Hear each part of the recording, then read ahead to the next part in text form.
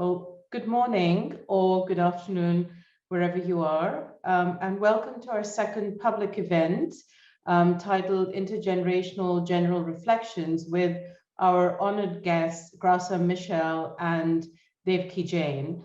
My name is Manali Desai, and I'm the PI, Principal Investigator of a 3-year project titled Gendered Violence and Urban Transformation in India and South Africa. And this event is part of the wider project that we've undertaken, together with my co-investigators, Professor Kamila Naidu, Dr. Lynn Osome, Professor Srivastav, and Dr. Nandini Guptu. We have a large team of researchers in the field, 2 of which will be conducting our conversation today with Devaki and Graça. I just want to say a few words very quickly about the project. In this project, we aim to understand the ways in which urban transformation of the last couple of decades in particular, the accelerated urban transformation of the cities of Gurgaon within the larger Delhi NCR and Johannesburg have affected gender relations and the potential for, as well as the real experiences of violence against women. We look at violence in different ways. We look at symbolic, discursive, psychological, emotional, as well as physical violence. And we're also interested not only in how this violence is manifested, but also in the silences and forms of representation of these forms of violence. So we also look at how violence is rendered public or private, what's the meaning of this distinction in these 2 cities. And we also look at how the history of these cities has had an impact on the way in which these factors play themselves out, and how these have to do with class, race, caste, sexuality, and other aspects of women's lived realities in the 2 cities. So our speakers today, I'm very pleased to introduce our speakers today. Graça Machel has worked for decades in her professional and public life, which was rooted in Mozambique's struggle for self-rule and international advocacy for women and children's rights. She's a former freedom fighter in Mozambique's Frelimo movement, and she was the country's first Minister of Education. She has worked tirelessly in support of global health, child welfare, and women's rights and empowerment. And she has won numerous awards for her work in improving the fate of women and children. So I'm very pleased that she will be in conversation with Devaki Jain, who is an economist who graduated from St. Anne's College in Oxford and taught economics at Delhi University for many years. And she has also been a visiting professor in a number of different international universities. She was also a member of the South Commission chaired by Dr. Julius Nyerere. She's a recipient of the Padma Bhushan, which is an honorary title given by the government of India for extraordinary service. And she received this in 2006. Over the course of her career, she's founded a range of different institutions and has been the author of many books and essays, including The Brass Notebook, Tyranny of the Household, and Women Development and the UN, a 60-year quest for equality and justice. So our 2 speakers will be in conversation with Shannon Philip and Sinethemba Sidloyi. Shannon and Sinethemba are our researchers in South Africa, in Johannesburg, and they will be putting forward 5 or 6 questions to both of our speakers. That will take about 14 minutes. And I just wanted to say that after that, there will be a chance for the audience to ask questions via the chat function. So please put your questions as you want to during the conversation into the chat function, and we will try to make sure that we are able to get to your questions at the end of the event. So without further ado, I would like to just hand over to our 2 speakers and say welcome and thank you very much for joining us. And over to you, Shannon and Sinethemba. Thank you, Manali, and thank you to our 2 very eminent speakers for being here. We are absolutely delighted as young feminists to be in discussion with both of you. So I wanted to perhaps start off this conversation by asking you about your friendship and your allyship. To me, and to several of us when we've been talking about this, your friendship seems very important because it connects two very special parts of the Global South together at a very historic moment for the region and for us as a Global South community. Perhaps you could share some thoughts about how your friendship began, how it blossomed into this allyship, and any thoughts you might have on that. Perhaps either of you could start and then the other could follow. Should I start or would Graça start the reply? I always defer to you to be the first to give guidance. Please take the floor.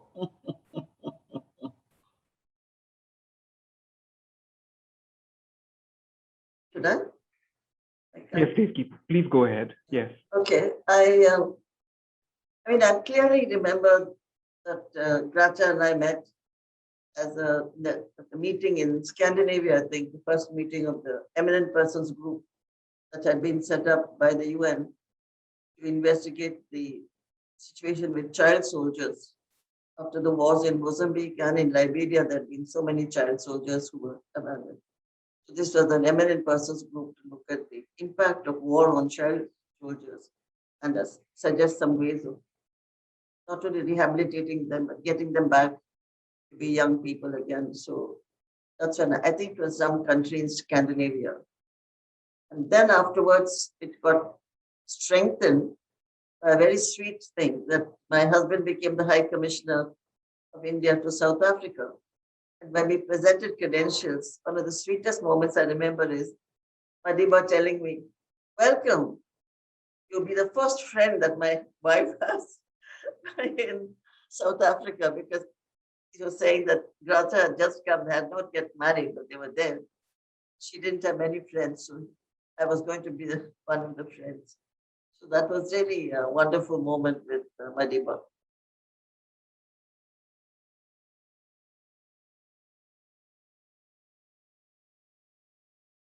So shall we have Graça answer that now? Yes, yes. I wanted exactly to say how sweet to remember that our friendship started on a global stage. It was not necessarily in a private space. As Devaki is quite rightly reminding us, I was doing what I have been asked to do by the children of the world to help to shape an agenda for children impacted by armed conflict. And Devaki was in Sweden, and I think it was Sweden, yeah, was in Sweden, also in a global stage, where she always has been. And then much later, of course, that's when we came to Southern Africa. And I had just joined Madiba. I was trying to find my space in South Africa because I'm Mozambican born.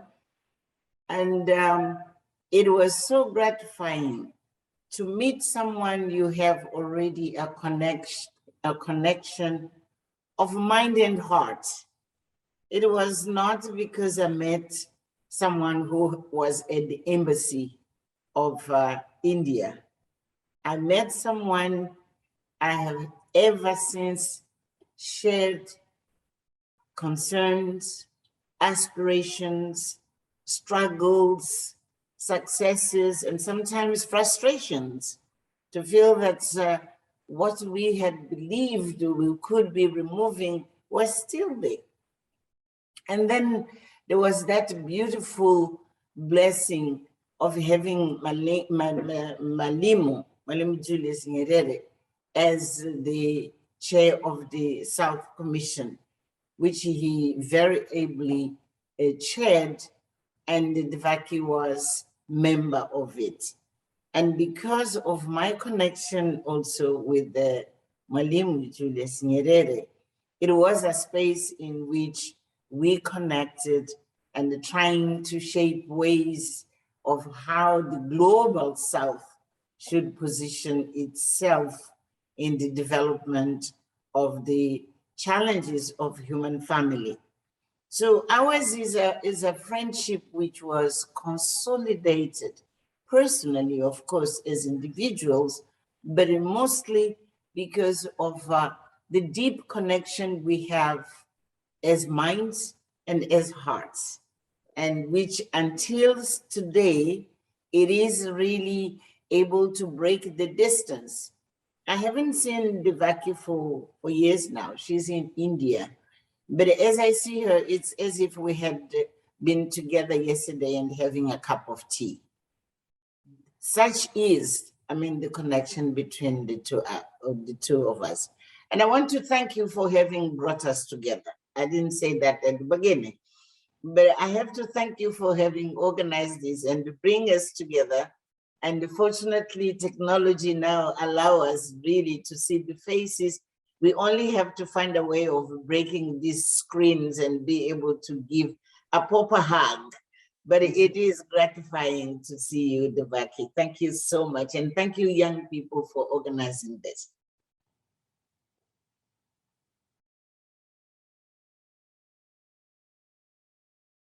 We can't hear you.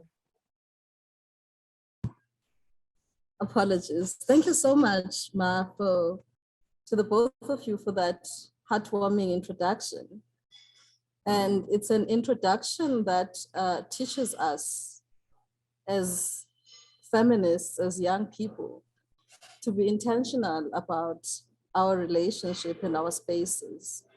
Because like you're saying, you built a friendship that didn't start in a private space. It started in a global space, but it transcended over time to what it is today. But I would also like to thank you both for modeling to us a feminism that recognizes the instrumentality of people at the bottom, or rather who are disadvantaged. Throughout your lives and throughout your involvement, you have created this view of women and of young people, not as mere beneficiaries or a burden to the socioeconomics. I was listening to your lectures, and that's one thing that I kept picking up, that you are bringing out a feminism that is grounded in recognizing the role that is played by people at the bottom. And so in your work, you create the space for them to be met at a point of instrumentality, at a point of socioeconomic action. And so building on that, I would just like to ask for the two of you to sort of teach us, because like the African proverb says, the young people, they run faster or they walk faster, but it is adults, it is the elders who know the way. And so we come before you and we come to you. This is not just us bringing you together, but this is also a moment for us to learn from you. If you can perhaps tell us, how much progress do you think the post-apartheid South Africa has made towards gender justice, and what are the gaps that you see? I mean, given your work and your commitment in challenging the structures and the status quo. So if you can perhaps tell us about the progress that has been made in regards to addressing the needs of the youth, and also touch on some of the initiatives that have been implemented in India and elsewhere towards empowering South Africa's youth.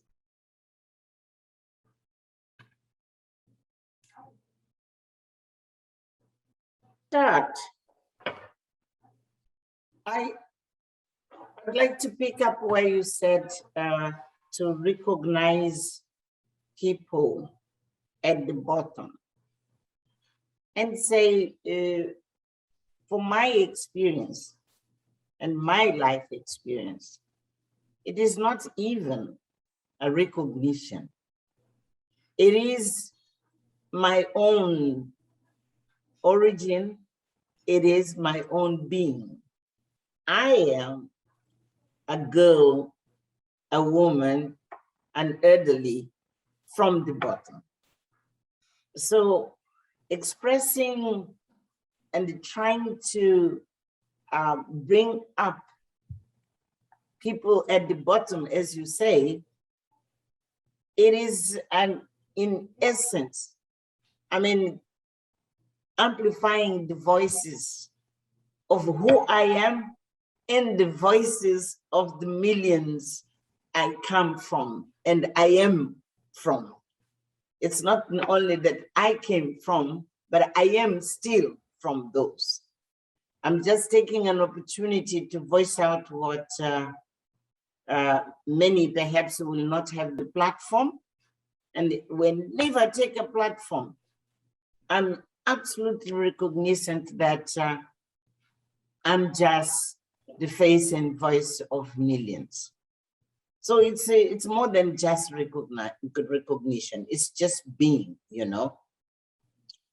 But your question is advances which, progress which I believe have been made in post-apartheid South Africa.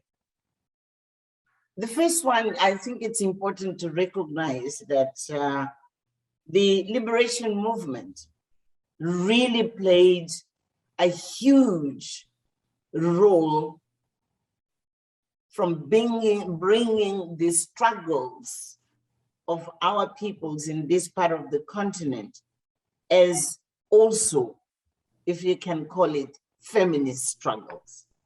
We didn't call it that way.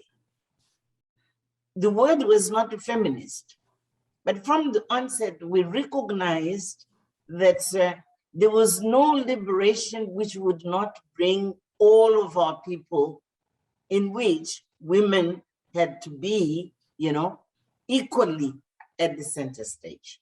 And if you look back, you'll find that in different stages, and even in the representation, if you want to look at the ANC, many of those who were representing the ANC abroad during the struggle were women. And it was intentional, it was deliberate, it was not a favor. It is because they were there as part of the struggle and they could express better to gather and to bring the world to support the struggle in South Africa. And when we became, I mean, at the time of coming to freedom, I think I should mention this, that there was that initiative of bringing all women, which was called the Women's Coalition, regardless of political beliefs, regardless of religion, regardless of, but women came together to influence the constitution we have. And it's important for young people to know that this constitution and the entrenchment of women's rights at the center of what freedom means, it was brought with the contribution of what was called at the time the Women's Coalition. They didn't want to miss the opportunity. So it starts there. Now, of course, South Africa is today is facing lots of challenges, particularly when we talk of gender-based violence. We forget that, yes, it is a huge challenge, but the young women and women's organizations who are still working very hard to raise the awareness of society and even to demand from government to take action. You remember, you were there. You remember when women met the president and the chief parliament speaker, and there were ministers, etc., etc. And one of them went as far to shock all of us when she took out her clothes and said, "This is what happened to me." It means that we have challenges, but women are a voice, and a very powerful voice, against those social ills which we have to remove.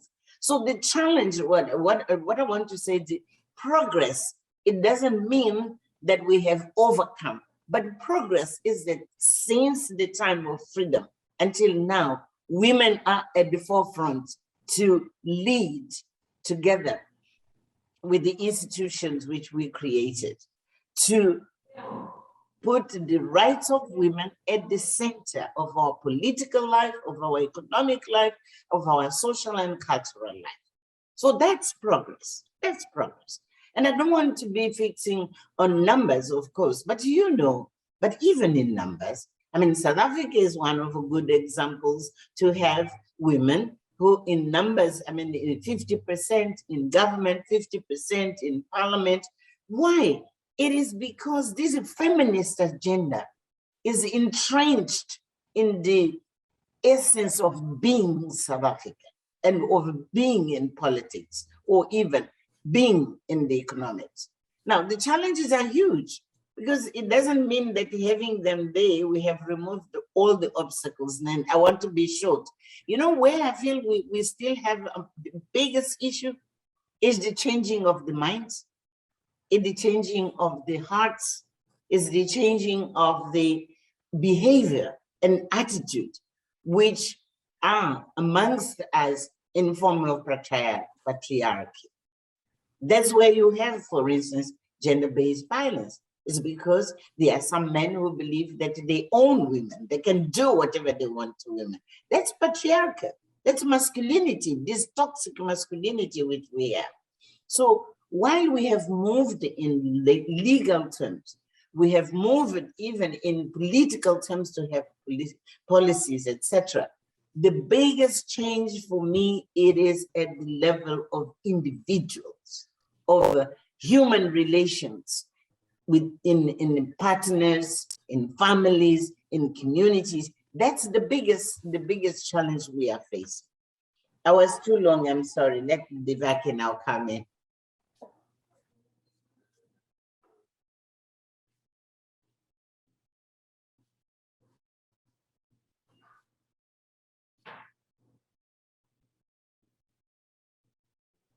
Please go ahead if you'd like to respond to that question. Shannon, I'd be grateful if you just articulate that question in one sentence so that I can be pointed. I lost my perhaps you could do it. Yeah. Okay, now the question is, what is the progress towards gender justice and where are the gaps?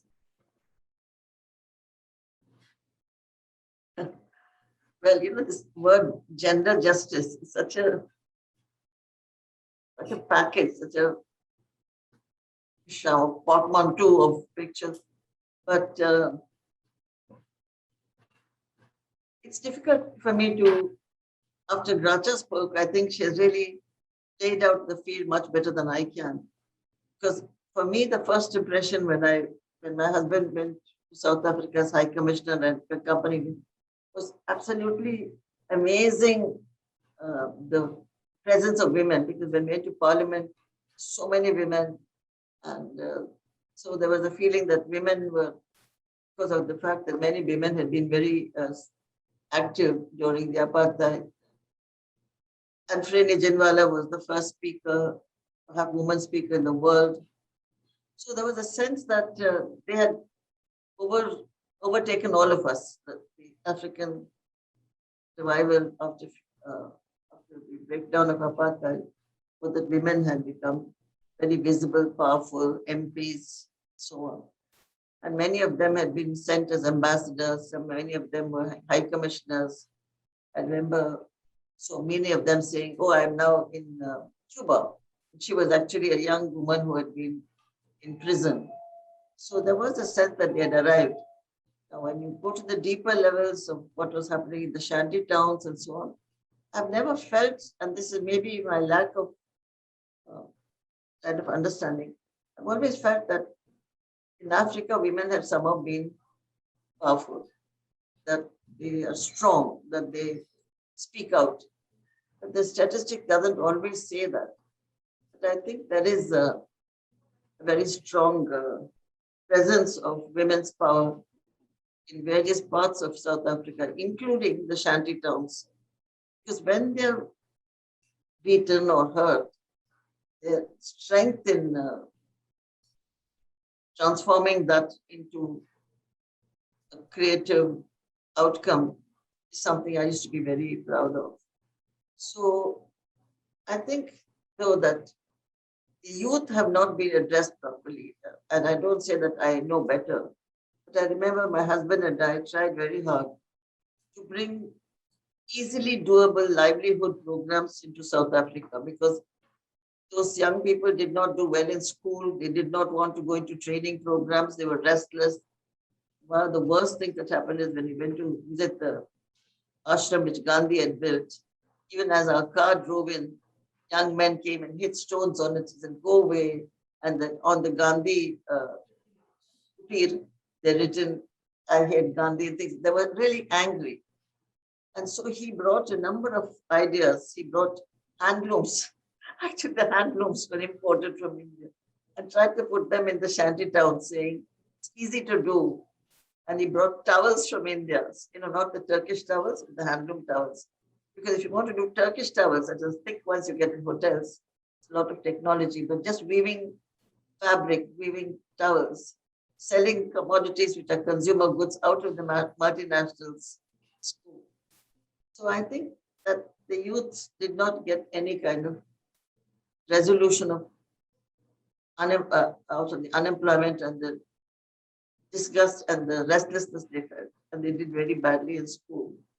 So I think somewhere that has been a gap. I don't know if it's been filled. But women, I never felt that women had not been taken notice of. Everywhere there were women who were the most articulate groups, and all that I heard about the history of resistance was in fact led by women. So I am not able to actually handle that question very well. I'm sorry. Thank you for that very powerful answer from both of you, actually. What I think both of you are suggesting is this historical legacy and the role of women from the struggle movement to bringing apartheid, bringing down apartheid into a liberalized South Africa. And it's a theme that actually we keep seeing in our project, as Manali was saying, when we're comparing India and South Africa, the differences in which conversations are had, what is made visible, what is made invisible, and how that process operates, how gender operates differently in both contexts. And linked to that is actually the question of gendered violence that we want to focus on as part of the project. And that's the next question actually I wanted to put to both of you around the issue of violence. Unfortunately, both India and South Africa have this infamous title of being the rape capital of the world. It's quite an unfortunate title.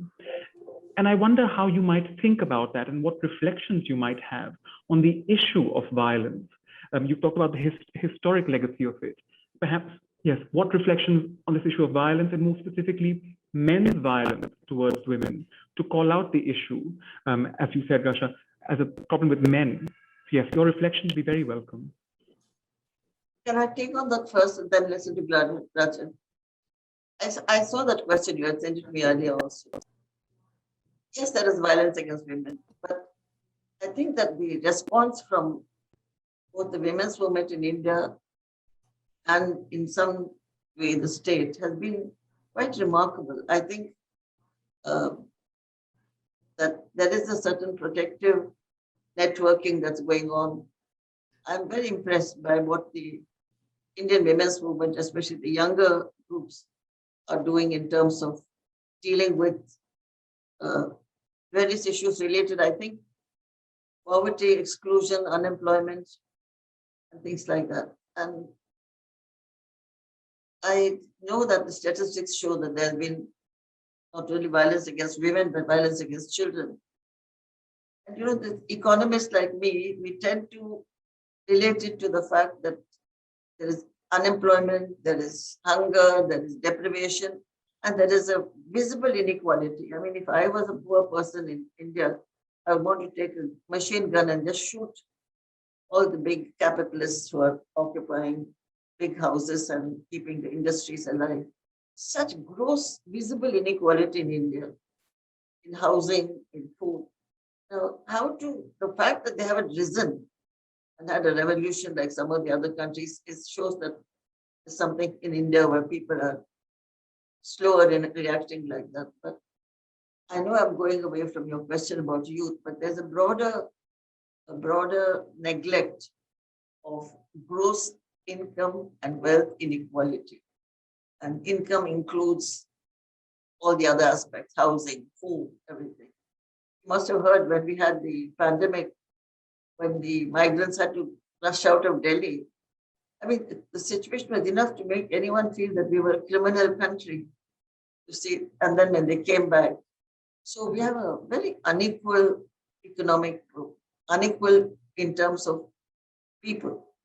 I don't care about the resources, but the inequality index in India is horrible. And I think you have to, there is employment of another kind. Now, let me just add one last thing, because we tried very hard when my husband was in South Africa to enable the South Africans to understand there was another way. That was home-based work. You know, Gandhi had started this weaving, spinning. And so we thought that handmade goods, and India has got handicrafts, which are still marketable. We thought if we could bring training to the youth on skills which require handmade products, then it could be a huge revival of both the economy and dampening of their frustration. But it was not picked up by our South African partners and institutions. So I know I've digressed from rape. I'm not good on this. I asked some of my young feminist friends, and I know that there's a lot of VAW, but I think there is also directed towards Dalits and those who are never been able to be accepted by the hierarchies. So one of the friends has written to me that crime against Dalit women and girls constitute 15% of the total crimes against Dalit. Of this, 38,000, 49% assault on her modesty. Rape constitutes 56% of total crimes against them. She also says the percentage of crimes has risen significantly by 46% the last. So what do you say? You see that the economic inequalities, and because I'm an economist, I always feel that great visible inequalities lead to violence, lead to anger. And I don't want to say that intra-household violence is only because of that, but also because of that.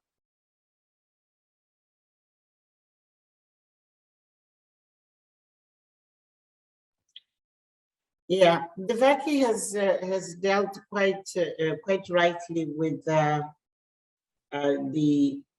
issue of inequality, of poverty, fueling violence, fueling anger.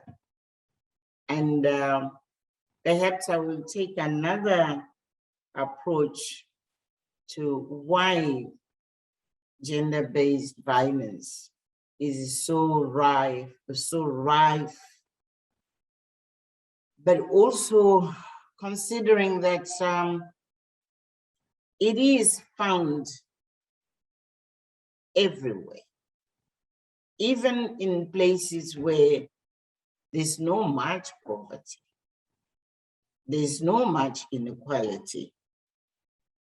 So I want to suggest that we ask you as academics who can help us to research and really go deep and look at the feelings and the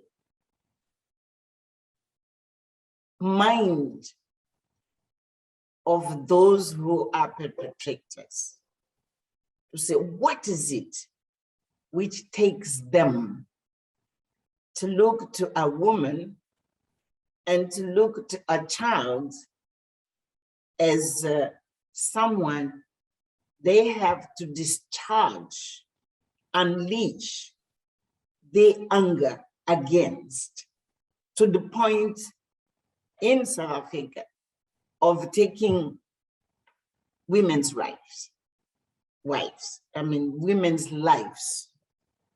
You know that we are not only in South Africa, the capital of of rape, we are also the capital of femicide, killing women. So I think it goes deeper. What Devaki said is absolutely right. But I want to challenge you to help us to look at the mind and the heart of those who get to a point where they feel that to unleash their anger, whatever are the reasons which make them angry, The solution then is to unleash this against women and against children. Because, you know, I think there's something which is, I can't understand, which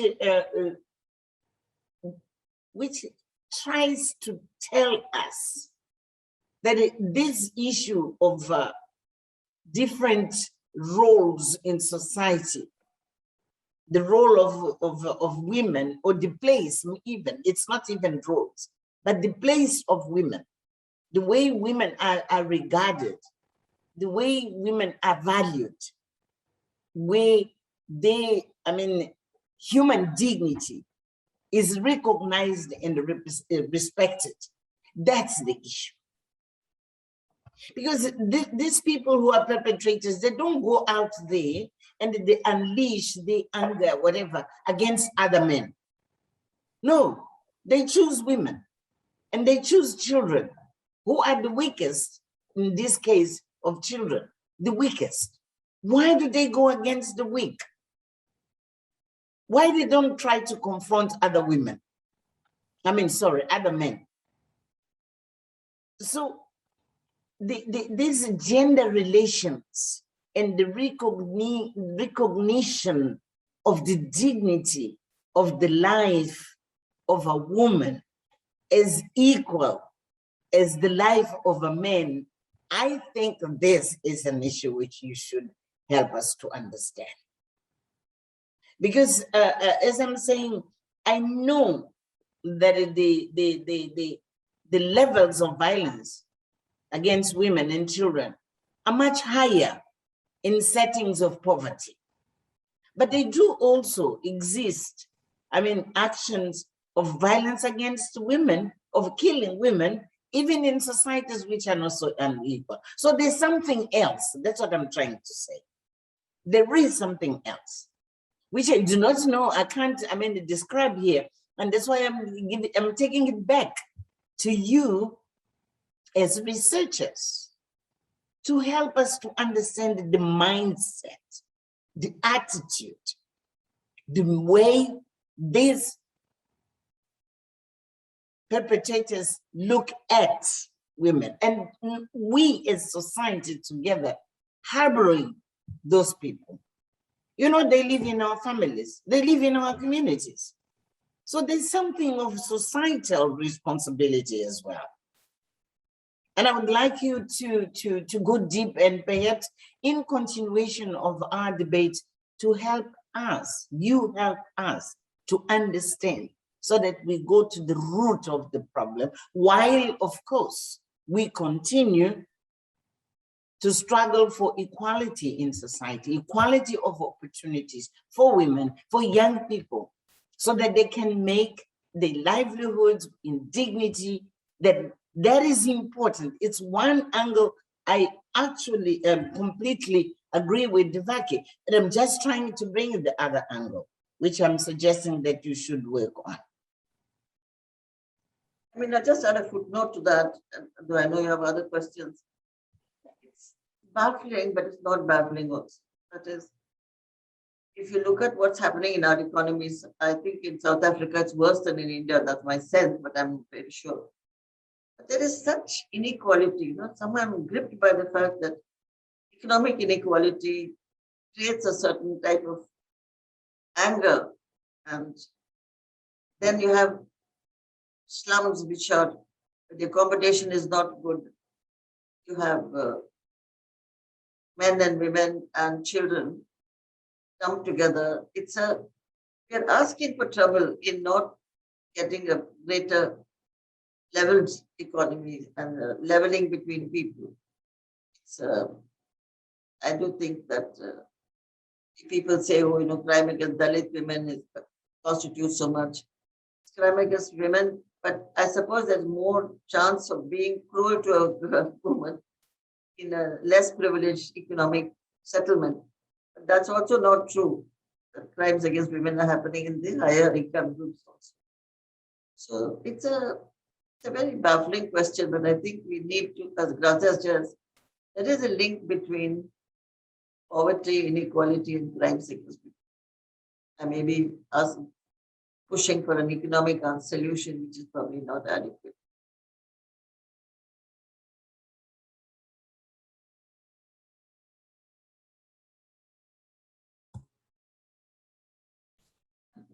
Thank you very much for the wisdom.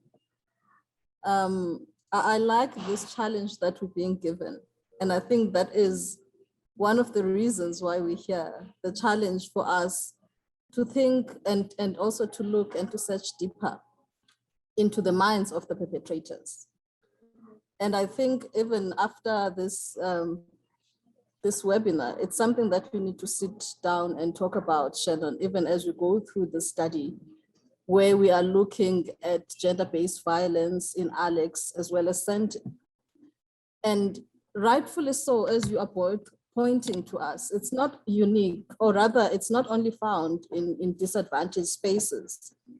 There is violence in Sandton, for example, as guided by the data that we've collected, and there's also violence in Alex, even though it happens in different contexts, for example. So now we're sort of getting another challenge, which I am very fascinated about, because it becomes easy, or it becomes too common for us to ask those who are experiencing the violence, the survivors, rather than trying to tap into the mind of the perpetrator. So now we're given a different perspective to say that instead of asking the one who is being violated, how about we go and speak to the one who is violating and finding out from them, why is it that you are doing what you're doing in the ways in which you are doing it? So I welcome that wisdom, and it's exciting because it shows that truly elders know the way. And in building to that, that question, and also in excitement, because like Devaki said, that women have got strength.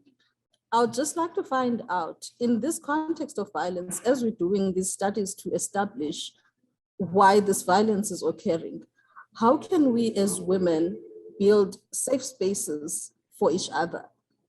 How can we become these safe spaces for each other while we are trying to find out these solutions and trying to understand where this violence is coming from and why we are being violated and killed and dehumanized in the way in which it's happening? How can we support each other personally as well as politically in creating safe spaces for ourselves?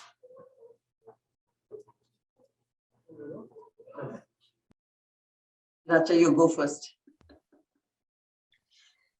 That is a very, very important question. In my experience, I think there are already initiatives of creating those spaces where those who have experienced violence, they are supported, they to come together in rebuilding, healing and rebuilding their lives to help them. And it's amongst women. And most of the initiatives I know, I have to say here, you might know that my daughter was also, brutalized, and she lost an eye in the hands of a partner.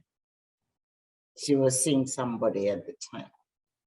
And what I'm learning from her experience, it's exactly the establishment of those groups in which women, they come together, they share their pain, but also they put the pieces of themselves together to say, we are not going to allow this to break our course of life.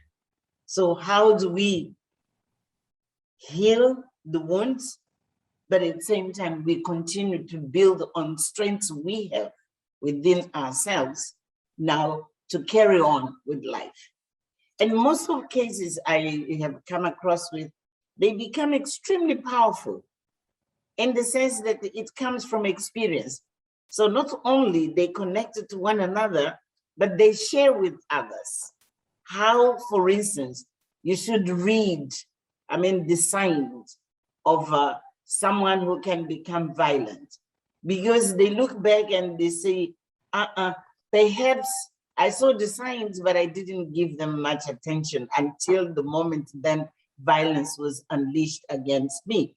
And they're working to support other women, one, to identify the signs and to say, Sisi, if you have the strength, just get out before the day comes where he's going to beat you or even to kill you.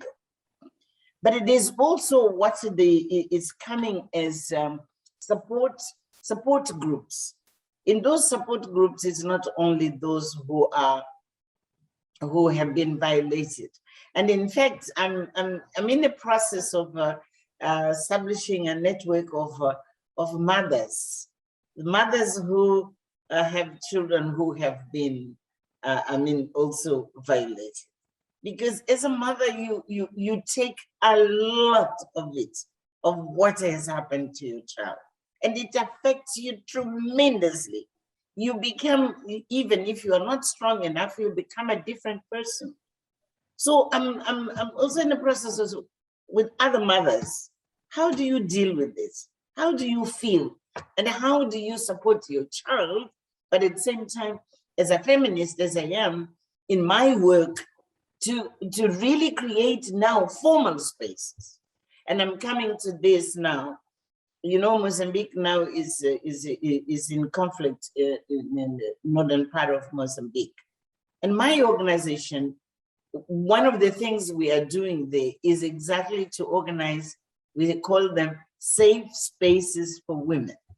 It's to organize from us, from women's organizations, to help them exactly to come together, to share their pain, to share their experiences, but we give them support, which is psychological, which is even, trying to minimize the issues which they are dealing with, the separation with families, etc., and developing skills, so that while they are in these displaced camps, they develop skills so that when peace comes, they will be able to go back, but they have learned something else. They are strengthened inside, but also they have learned skills.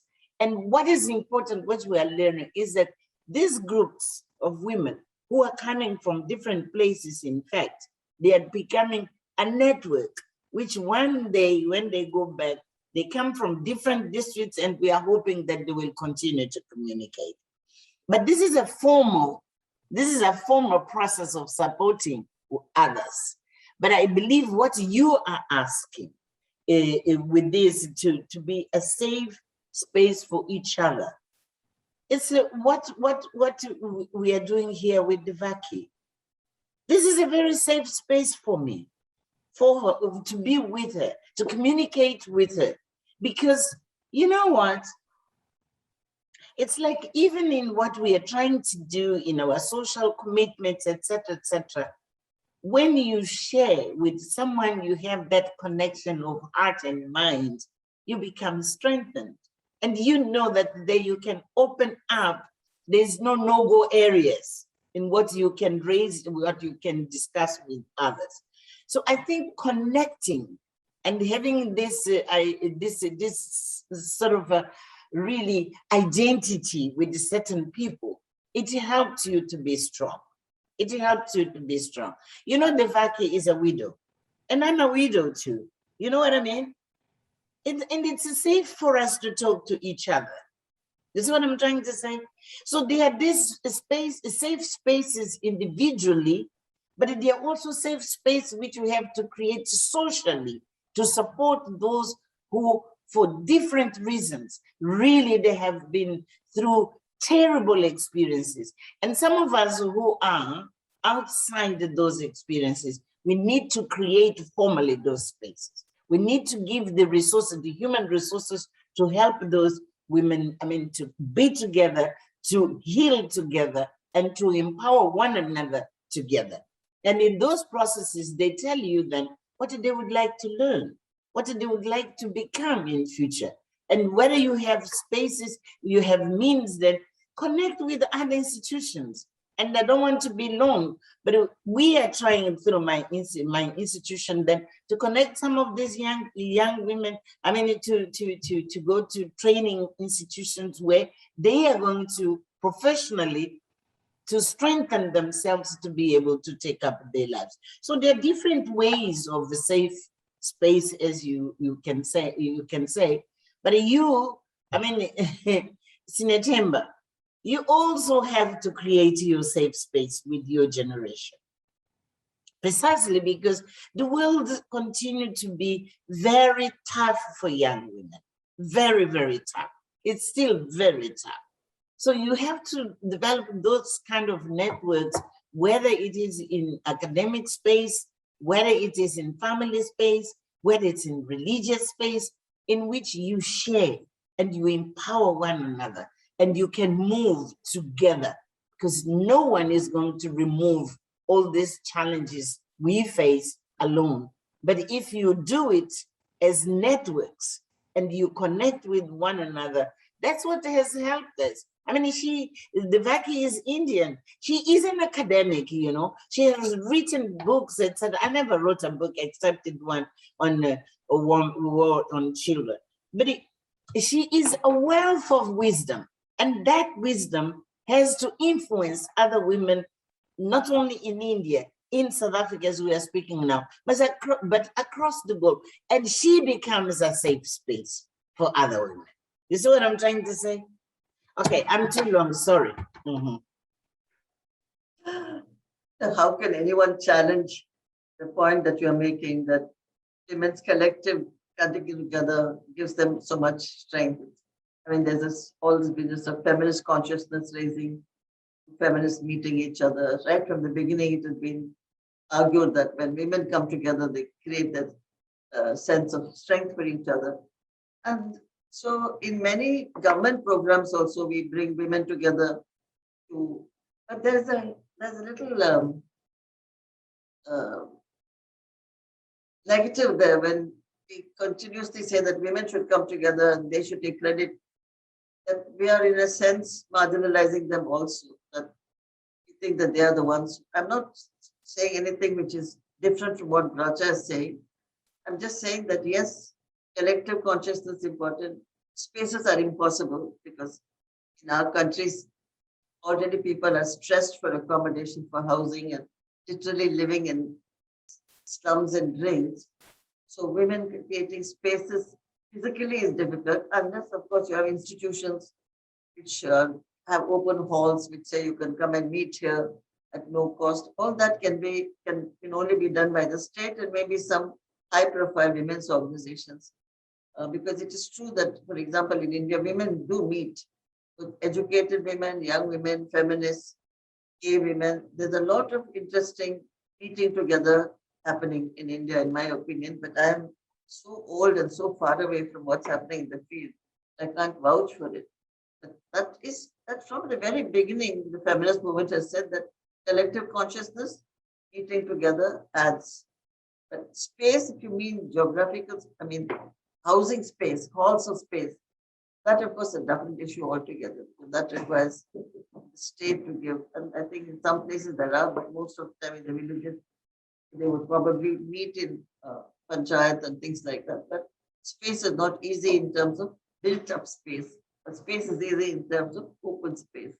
Space is easy in terms of meeting of minds on issues. Space is easy if you're coming together in the city of Delhi to protest against rape or protest against any kind of violation of women's rights. So it's also a definition of what is space. And I think feminists have really understood it. I mean, I'm very impressed by how the young feminists come together just through the internet, which we did not have when we started, and are able to carry on enormous struggles on other issues, the pricing of farm agricultural products, treating of ethnic minorities, religious minorities. They rise like a wave, and they rise without necessarily having physical space, but internet connections and other spaces. So I think we have to sort of broaden the idea of space and see how that can be used as a kind of a solid protest tool. Thank you. Thank you to both of you for those very enlightening thoughts. Before I ask my next question, I just want to announce that we have, in about 5 to 6 minutes, we should start with the audience question and answers. So the audience, do please feel free to use the chat function or the Q&A function to put your questions there. But while you're doing that, one more question that you both already reflected on is the issue of actually masculinities and the role of young men, older men in our societies that I wanted to sort of ask both of your thoughts on. Particularly as a young male feminist myself, I wonder how you might think about the role of men, how it's changed perhaps, what has perhaps not changed with questions of masculinity, questions of patriarchal power that men hold and control. I remember at the inaugural Devaki Jain lecture at St. Anne's College at Oxford, Graça, you had given us another challenge as researchers to critically think about men and the role of men. And I wonder how you might think about, how both of you might think about that, how much progress has been made in engaging men and boys for this gender justice work, and what perhaps needs to be done more or done differently. Well, yeah, very welcome your thoughts, please. I just take that first, because I'd like to hear Graça on that also. I think in India we haven't done enough. So there's quite a lot of that. I think that's a very important thing that Graça has raised, masculinities.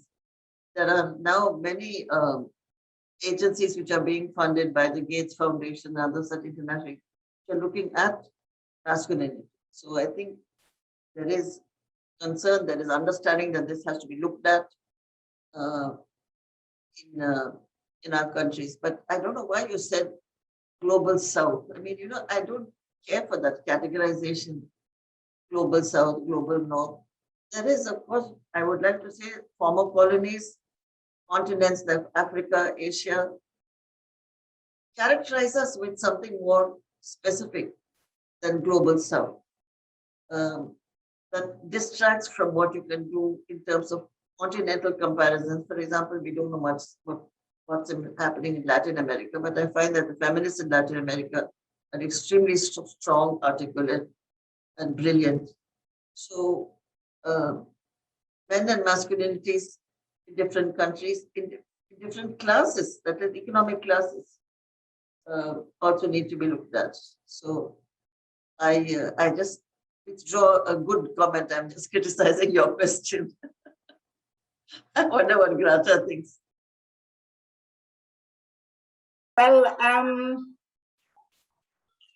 there is a small progress in the fact that, Shannon, just the fact that you are there and you are leading this department where you are, and you are concerned and you are influencing even students to think of gender in a different way, without being the fact that one is male holds power over other human being who happens to have been born female.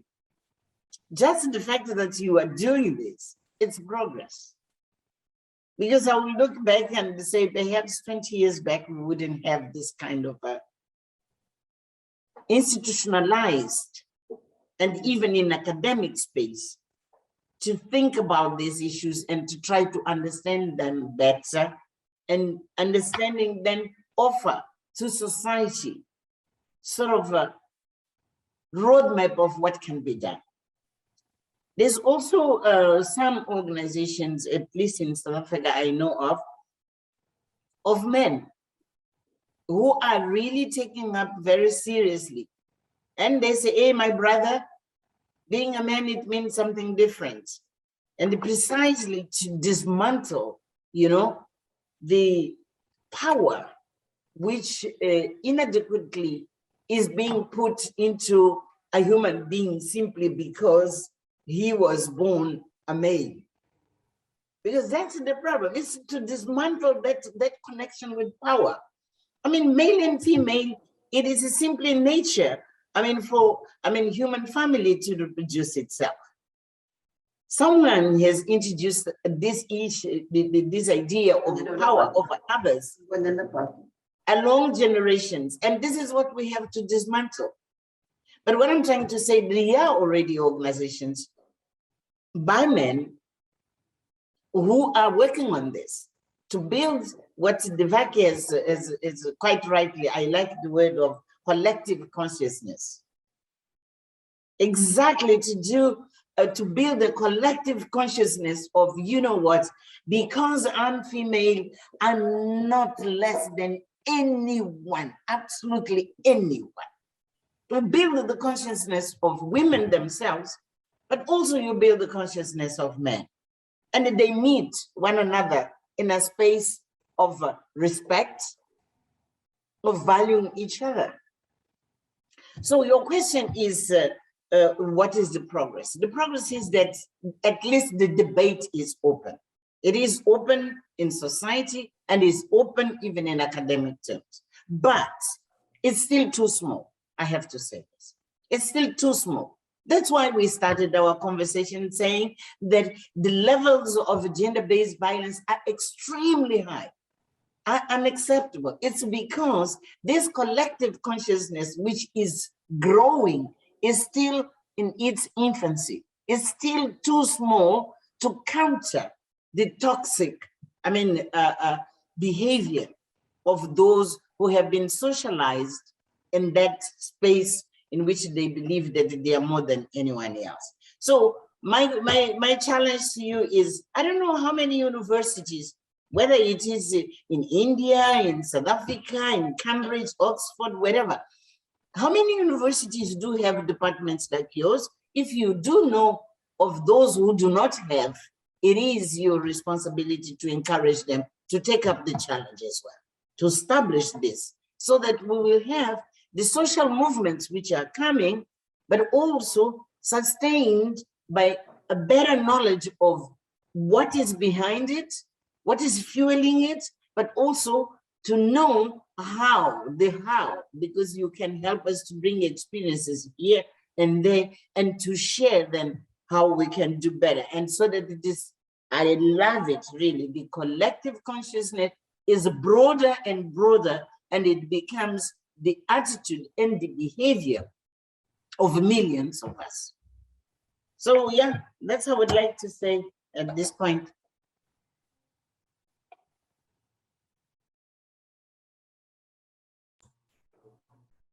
Thank you very much, Ma. I like how you keep bringing up these challenges for us. It's You are young, you know. See, Devaki and I, we have these crowns, you know, our crowns are white.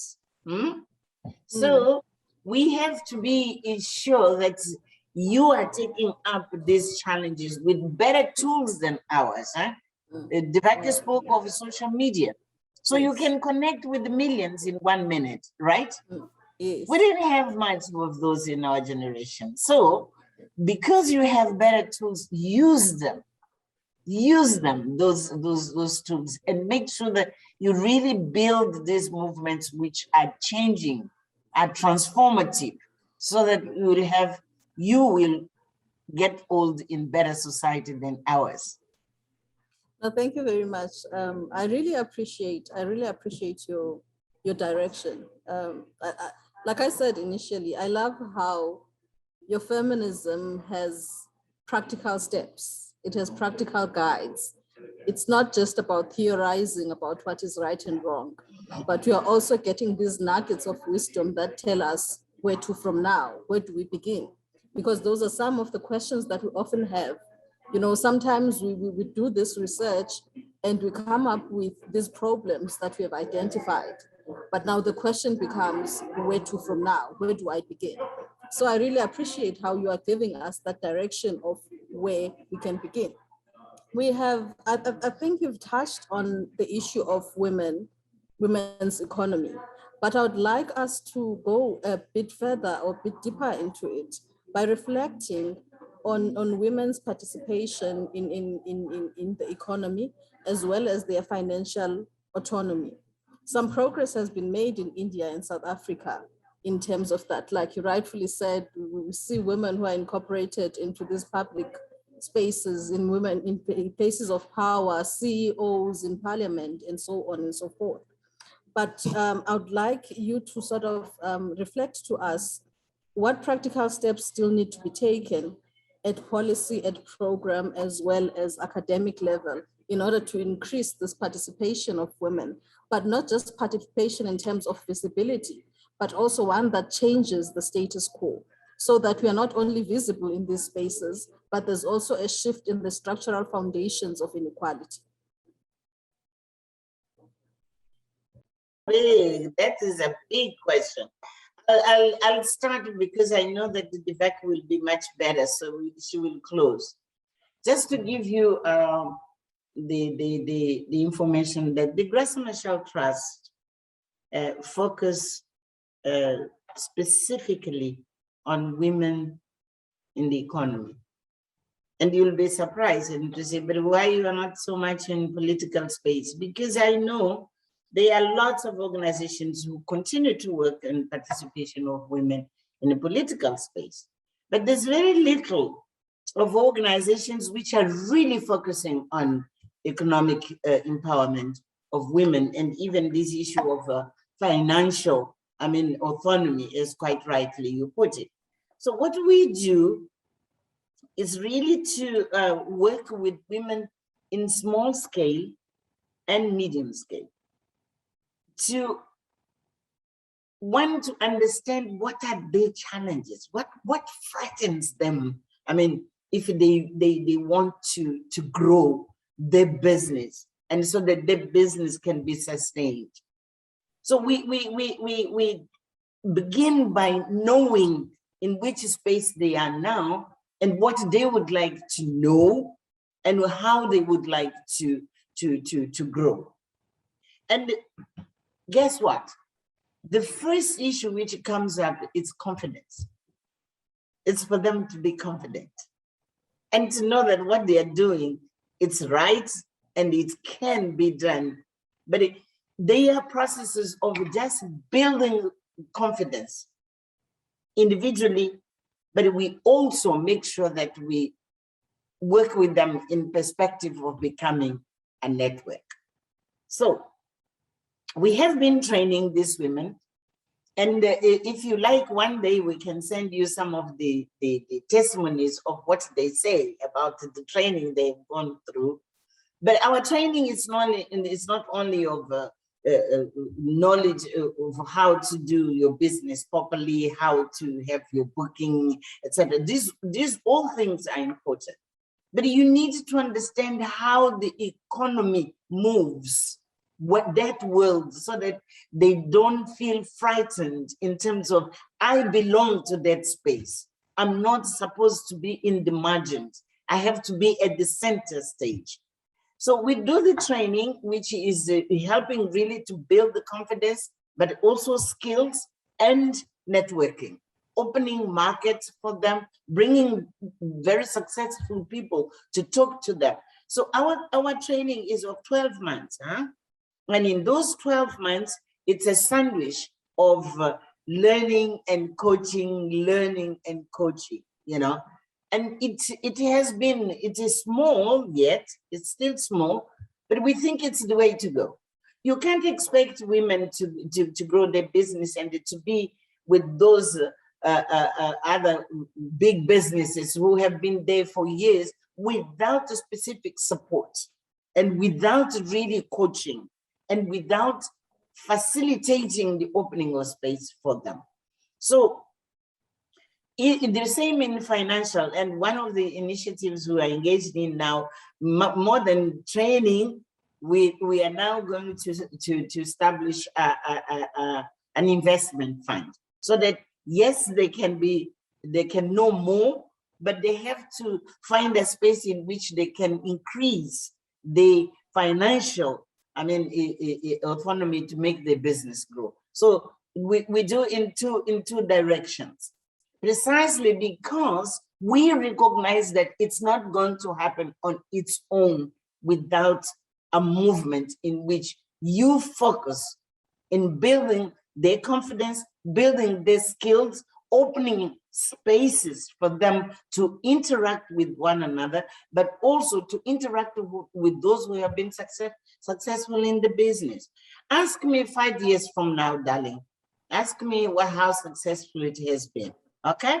Because it's still a small program, but I'm confident that we are making a contribution.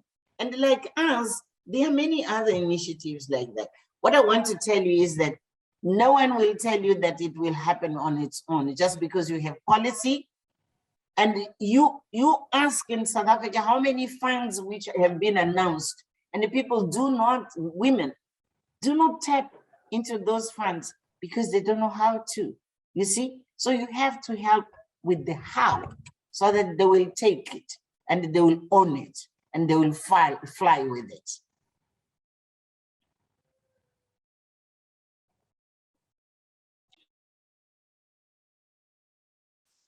I think Graça has covered The wisdom most of of the the things, so I don't think there's much to say, except that we all think that the main question that you asked, that every woman must have an opportunity to earn.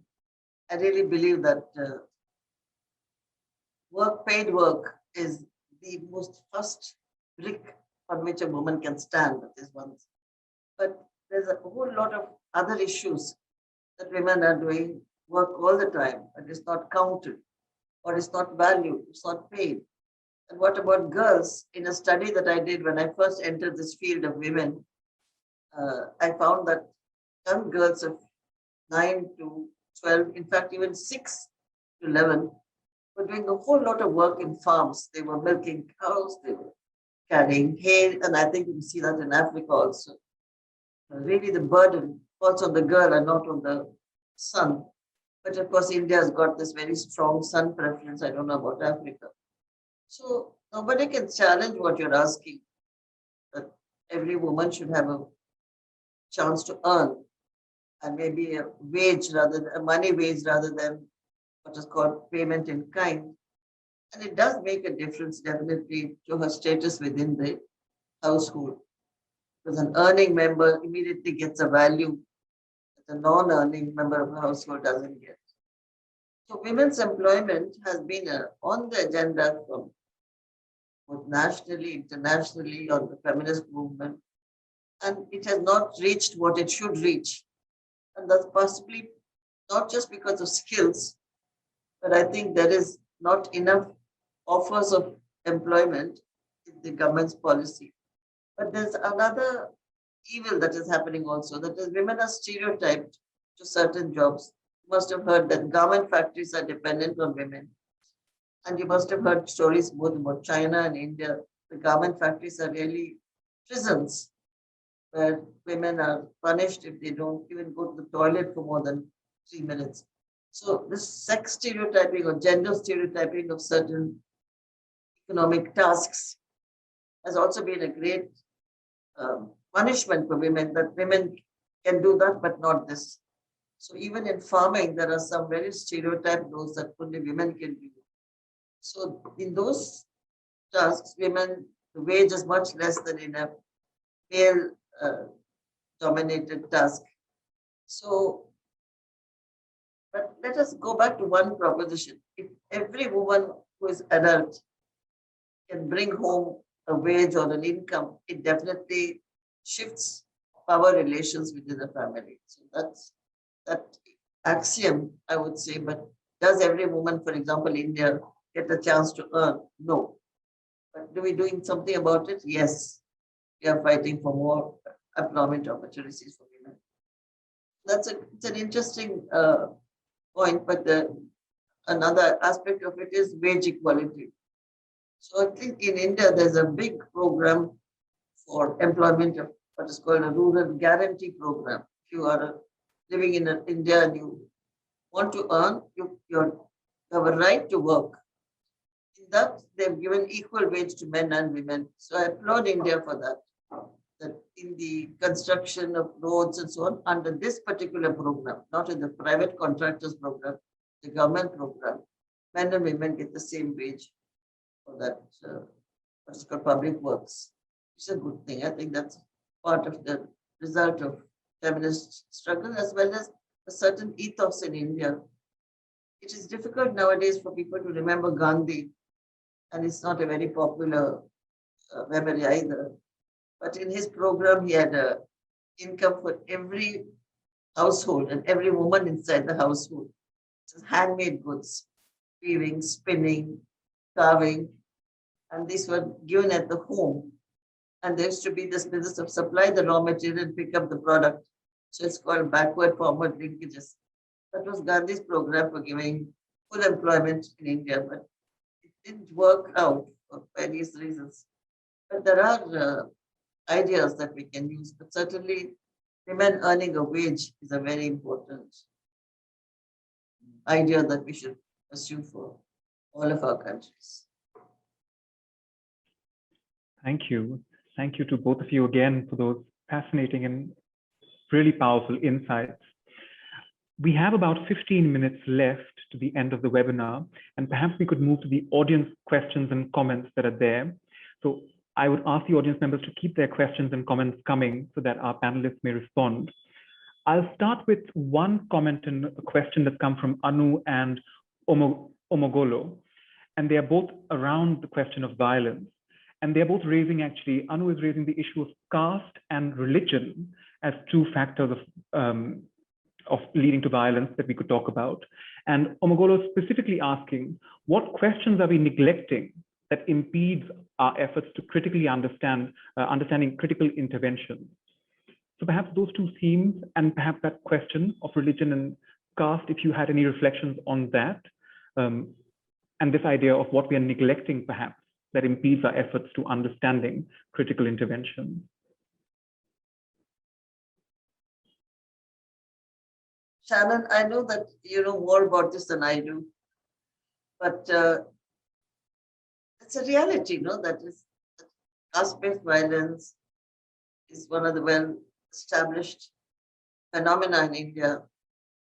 And my own old-fashioned view is that there's not much the state can do, but organize resistance of those communities which are being ill-treated and oppressed and need to fight. And I think some of that is happening. I mean, how to change? I've now lived for 88 years and maybe at least 60 of that is as an adult. And I've not seen enough change in the attitude to the castes which are not on the upper part of the caste system. People have fought for rights, and we have leaders who are, even today, who are fighting against casteism, who are fighting on behalf of those who are discriminated. But maybe I don't see enough, maybe I don't hear enough, but I don't see enough dramatic change in attitudes to what are called the, unfortunately, the castes which are being excluded or the castes which are being recognized as being lower, upper, and things like that. So this question has come from somebody who knows the field. And I feel that she probably also has some idea of what is the kind of response that should be had. Sometimes I wish that questions could be sent back to the questioner because they would have an idea of what they want to suggest. But we can't do that in these webinars and things like that.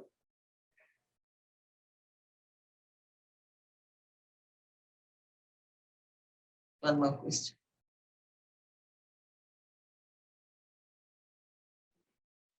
I don't know if Graça, you want to add anything to that idea of caste or religion and what is perhaps left out. Any thoughts on that, or we can move to the next comment that Sine can pick up on. Dealt with that very well. Thank you. Okay, the next question, I think we've already touched upon it by raising how we need to be tapping into the mind of the perpetrator.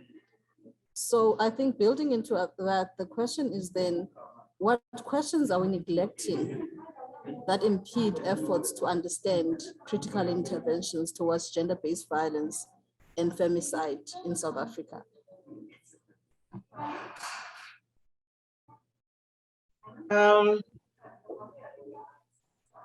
I think I tried to address this when I mentioned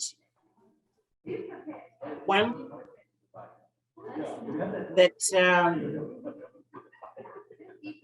we need to have much more programs which are addressing the male mindset and being associated with power and associated with the believing that when you are male, you are hierarchically, you are higher, you are in a higher position than a woman.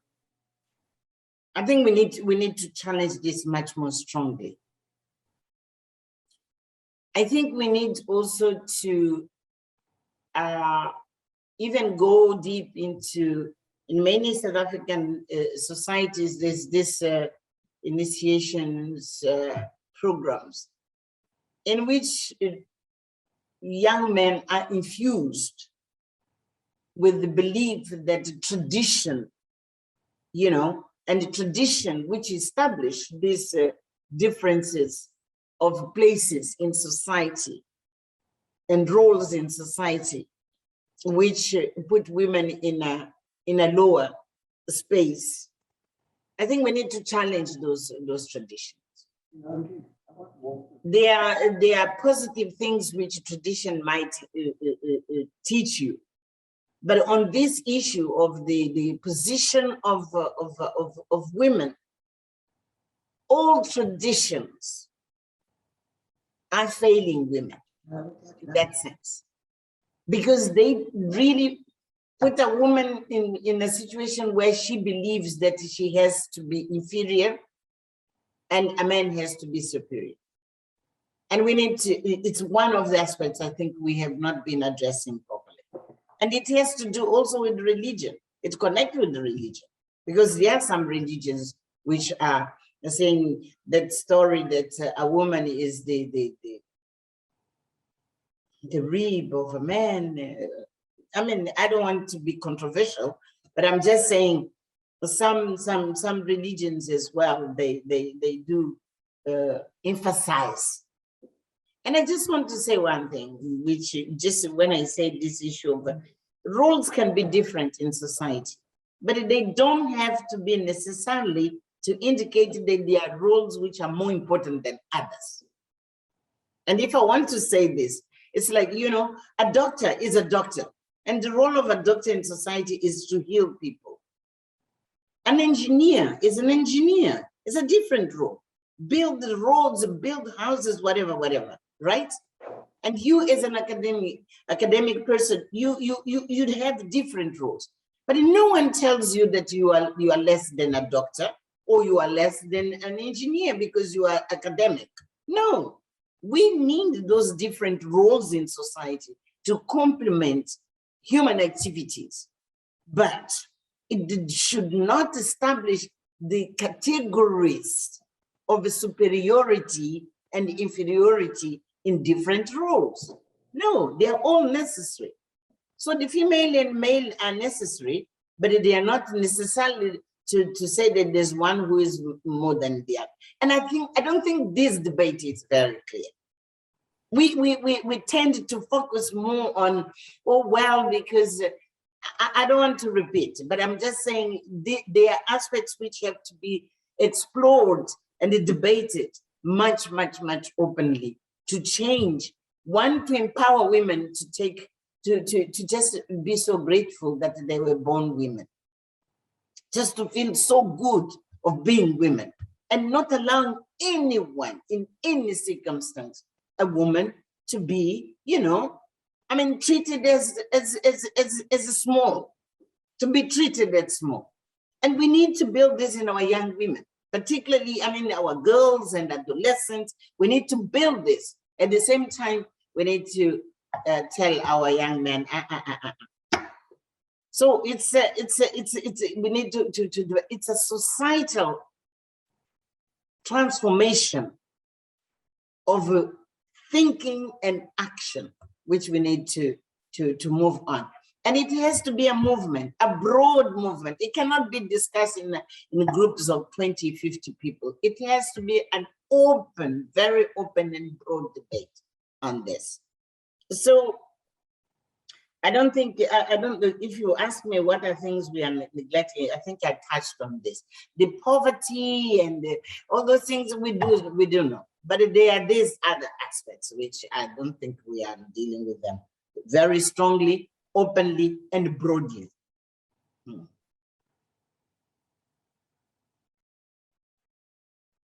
I think now we are. Yes. I mean, we are coming to the end of the session. We have more questions coming through in the chat, but unfortunately we don't have time for those. So perhaps I'd invite Manali and Camilla again to come back and give us some final thoughts. Thank you so much. I know we're really almost at the end of our time, but I just wanted to take the opportunity to formally thank Devaki and Graça for this incredibly powerful and wide-ranging discussion, and your responses to both Shannon and Sinethemba's questions were so evocative and so thought-provoking. And I just very quickly there are a couple of really important things that I took away from this, and I think, Devaki, I really take your point about contextualizing gendered violence in larger structures of inequality, and I think your expertise as an economist is very useful for helping us to think about how we want to be sure in all of our conversations and thinking about concrete next steps and what is to be done to not abstract out of that question, away from that question of multiple forms of inequality, because it connects to this other question that Graça was talking about, which is this: when you talk about mindset, I think about all the thousands of microaggressions that happen in context of inequality that make violence, that normalize violence. It's one of the things we're really thinking about in our project, sort of how it is that psychological, emotional, affective, all kinds, even surveillance within the family outside of women, this creates a broader kind of context which makes violence the next step. It kind of normalizes it, So I think, thank you very much for helping us think through these questions and for all of your challenges. Yes, I'll just hand over to Camilla, I think, for her final thoughts, but thank you so much. Thank you. I think this was, wow, an amazing webinar. So thank you all very much for being here. I'm Camilla Naidu from the University of Johannesburg, and I think this webinar has been a wonderful treat.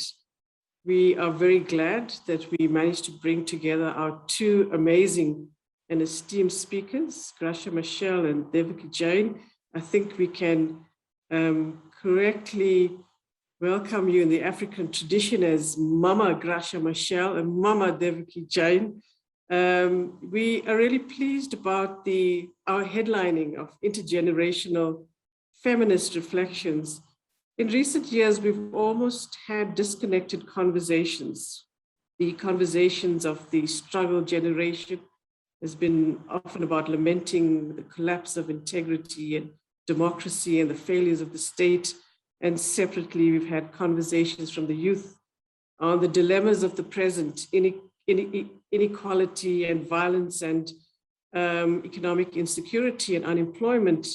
And today what we've had is an excellent engagement led by Shannon Philip and Sinethemba Sidloyi to draw on and connect these conversations. And it's been an absolute pleasure seeing the insights on the past and the present. And I particularly liked Sinethemba's invitation to you at the outset. Teach us, she said, teach us. So the question and answers have invited us to collectively reflect on the drivers of violence, finding these connections between past and present, and considering various strands in order to reimagine the safe spaces, the feminist collaborations that would be possible, and the gender justice we need to build in post-apartheid South Africa and other parts of the world in which gender-based violence and gender equities persist.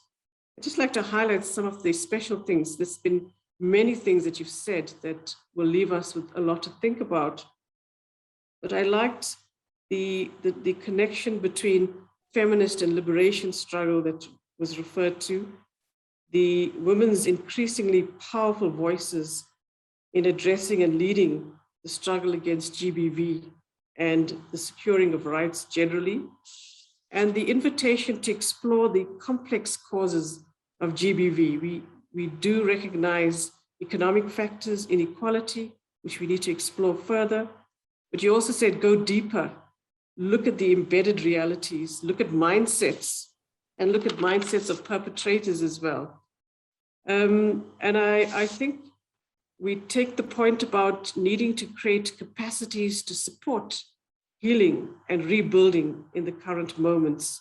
And you talked about feminist forms of interventions, and there were also motherly forms of interventions. Use the resources at our disposal to build a collective consciousness, and in all spheres of society, economic and beyond that. So I'd like to thank our two wonderful speakers. You've really excited us and encouraged us. And you have clearly also displayed an amazing sisterly bond between the two of you, which serves as an example to all of us. So to Shannon Philip and Sinethemba, thank you for your brilliant facilitation. A special tribute to Dr. Manali Desai of Cambridge University, who has brought us together to ask these critical questions. So thank you very much, Manali.